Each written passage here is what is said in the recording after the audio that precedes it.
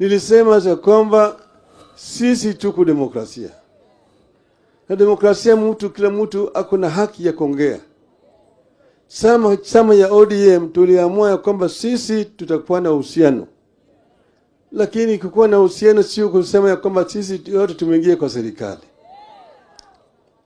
Kwa mfano mnajua kule Amerikani serikali iko sasa ni ya Republican. Now they have a Republican government. But they used to have a Democratic government under Mr. Biden. Biden had some ministers who are members of the Republican Party, respect to the fact that that was a Democratic administration. Likewise, even Mr. Trump have got some ministers who are members of the Democratic Party. I'm saying Biden had ministers who are members of the Republican Party, and he was a Democratic president. And Trump has also got some Democrats in his cabinet today. There's no collision between Democratic Party and the Republican Party in the U.S. Secondly, we are running what is called a presidential system of government. We don't have opposition benches and government benches. We have what is called parliament as an institution. Parliament oversight the government. The executive implements policies. Parliament passes laws, and the executive uses those laws to govern the country. And then the judiciary, which interprets the laws. So there's really no collusion between ODM and UDA.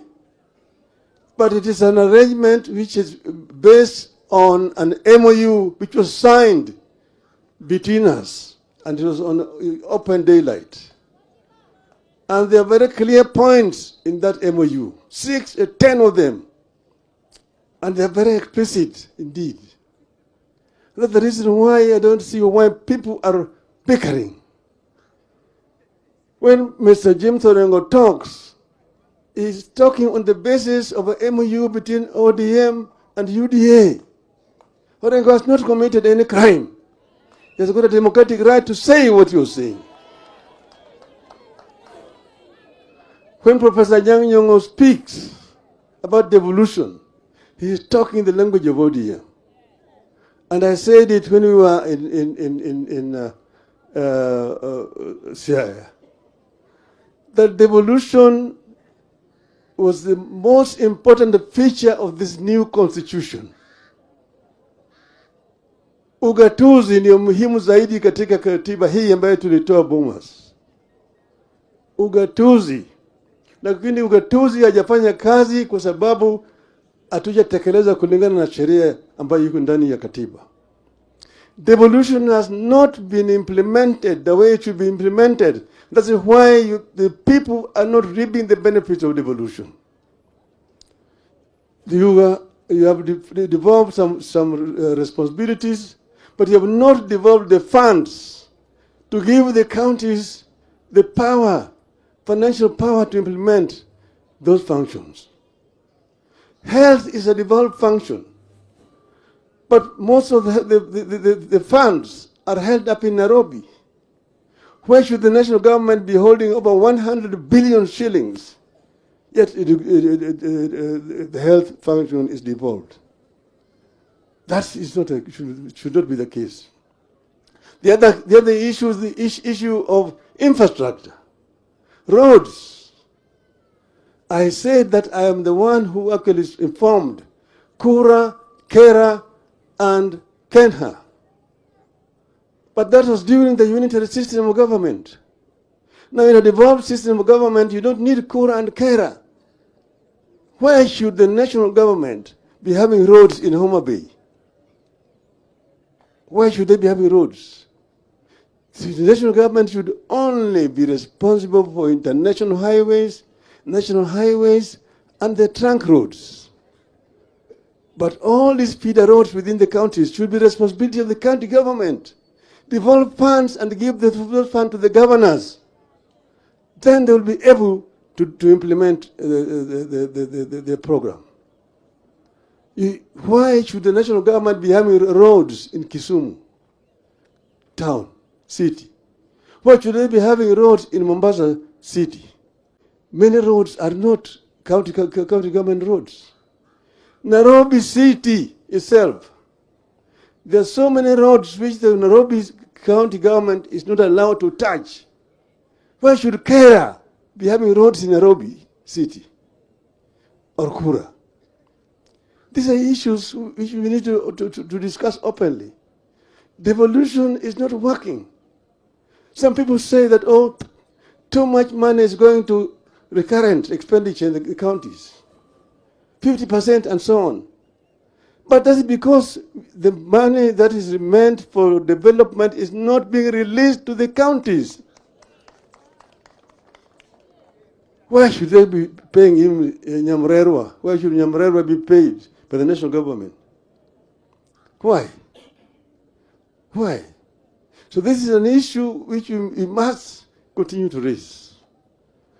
And we have said that Parliament must come forward and pass laws properly. I said that this CDF national government must go. It must go. That money should come to the counties, and the counties should use them to implement those projects. Over this, there's no compromise. Over this, there's no compromise. And I want the media to understand me so clearly today so that you don't again go and misinterpret, oh, Raila alisema hii, alisema hii. I'm speaking in clear English so that you can understand and report it properly. Nimesema kwa Kiswahili sanifu na mmesikia ya kwamba sisi tunafanya kazi pamoja na serikali ya UDA. Nimesema tunafanya pamoja. Lakini tumesema hatujakuwa hello tumesema sisi tuko na muungano na serikali ya UDA na tutafanya pamoja. Tutafanya pamoja.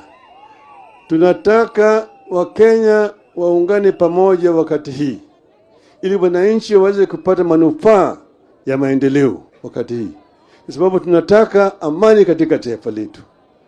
Jothurwa anadwani mondo jothurwa ochung'motegno kang'ime kucha pimbro yaore jothurwa winjo maber adwani jothurwa udhi uchung' motegno kaka osechung' motegno pile an gadiera ni wabiro chopo kuma wadwani wadhiye cha. Akwan mi Nyasaye mondo oket chuny mama kama ber e polo malo. Erokamano ahinya.